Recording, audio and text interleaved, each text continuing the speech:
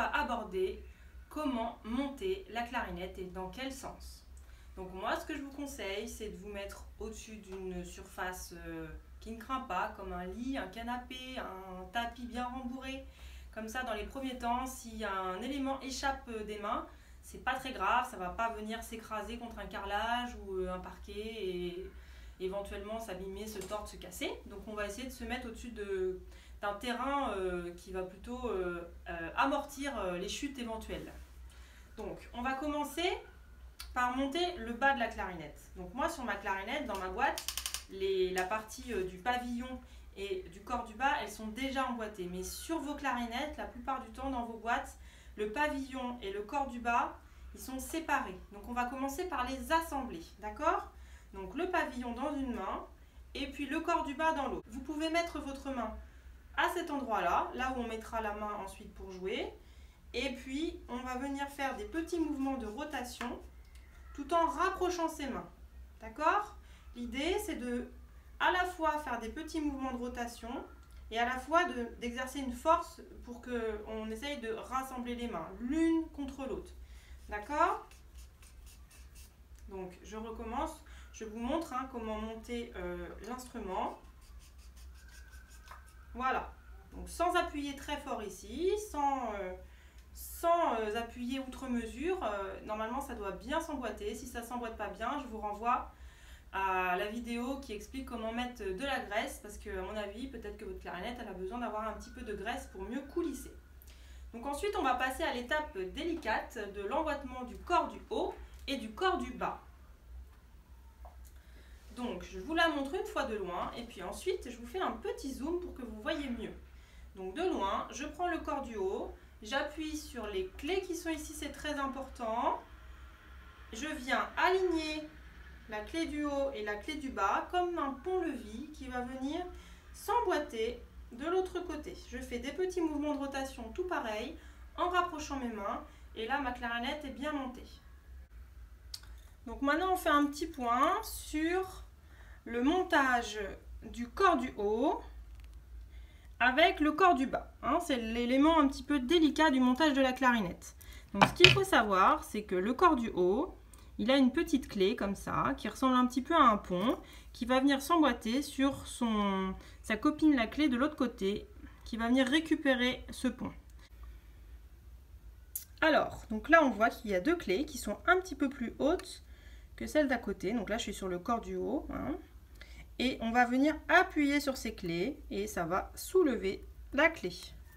Donc ça va nous arranger très bien. Hop, j'appuie. Donc je saisis la clarinette comme ceci. J'appuie bien. Et en face, je vais venir aligner, avant même l'emboîtement, je vais aligner les deux clés. Comme ça, je ne risque pas de tordre les autres à côté. Donc je fais des mouvements de rotation tout en rapprochant mes mains. Je ne fais pas de mouvement brusque, je vais doucement. Et je viens aligner les traits qui sont ici sur la partie du corps du haut avec la continuité sur la clé du bas. Donc on doit avoir une continuité entre la clé du bas et les deux traits là. On ne voit pas très bien mais il y a un deuxième trait ici qui sont sur le corps du haut. Et voilà, là ma clarinette est parfaitement montée. Les deux blocs de clés, les deux gros blocs de clés ici et ici ne se sont pas entrechoqués, donc il n'y a pas de problème. Et c'est emboîté jusqu'au bout puisqu'on voit qu'il n'y a plus de jour ici, il n'y a plus d'interstice. Donc c'est parfait. Sur le corps du bas, vous avez l'emplacement pour mettre le pouce, donc le support pouce. Et sur le corps du haut, vous avez la clé de 12e. D'accord? Pour l'instant, ça n'a pas trop d'importance de savoir comment elle s'appelle, mais il y a une clé et un trou pour mettre le pouce. On remarque que sur le corps du bas, il n'y a pas de clé, il n'y a pas de trou. Il n'y a que l'endroit pour mettre le pouce. Ça peut vous aider à ne pas vous tromper de sens dans un premier temps. Donc là la clarinette elle n'est pas encore tout à fait montée, il manque le barillet. Donc le barillet pareil, on l'empoigne bien pour pas qu'il tombe et puis le corps du haut on le prend à l'endroit où on va mettre les doigts ensuite, on tourne toujours de la même façon.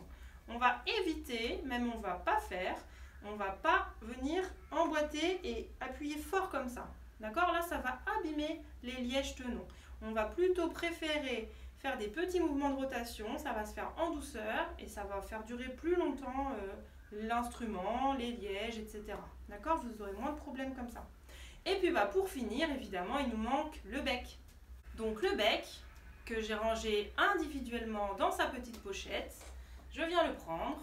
Je le prends bien à pleine main, parce que je rappelle que s'il tombe le bec, il casse à coup sûr.